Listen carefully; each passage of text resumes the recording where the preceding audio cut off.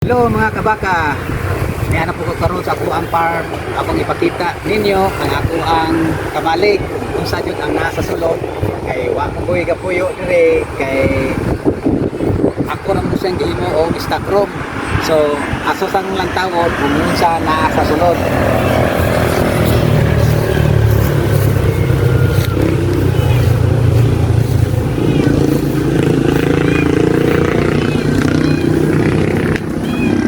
Abrihan na o kung sa'y naa sa sulod rin para inyong makita.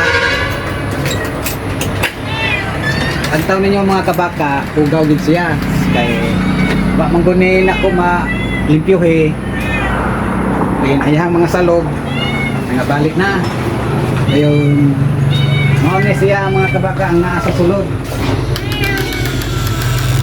Ngone ang ako ang tambayanan o time og mag-grass cutter ko diha sa ibabaw. Pinarap ko higday. Mo ni ako ang banig danan o matulog ko. Ayun.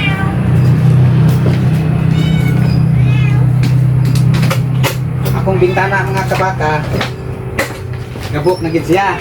Kay wa man ko puyo diri god. Ako lang di siguro na matauran ako siya og suga. Kay in time og kupras ko kay magabian man gud ko dili ra pud ko mangipitan kay maglanda ko pohon kinahanglan mo gud sa bantayan kay ug dili na to siya bantayan ang kupras lagmit masunog siya dili na dawaton sa komprador. So ang katudeng akong pakan-an sa kuan mga kabaka iring mao dito ang ako ang landahan dito na ko siya gi pakaon kay naamon ko'y iro magsigsuri-suroy kon umabdan siya ang iyang pagkaon iyahang ilogon o na nga dito na ko siya gi kuan sa landahan ang iyang pagkaon kana day kiruan mga kabaka mao na ilog sa pagkaon sa iring o nga iring dire siya nako pakanon kay di man gud siya mabusog ilogo na niya ang pagkaon mga kabaka mo na nga dili gid siya nako kanon then ako sa kairing mga kabaka na pagkupod ni siya abot inigikan kay kung siya pakanon kanining o din ang kabila mga kabaka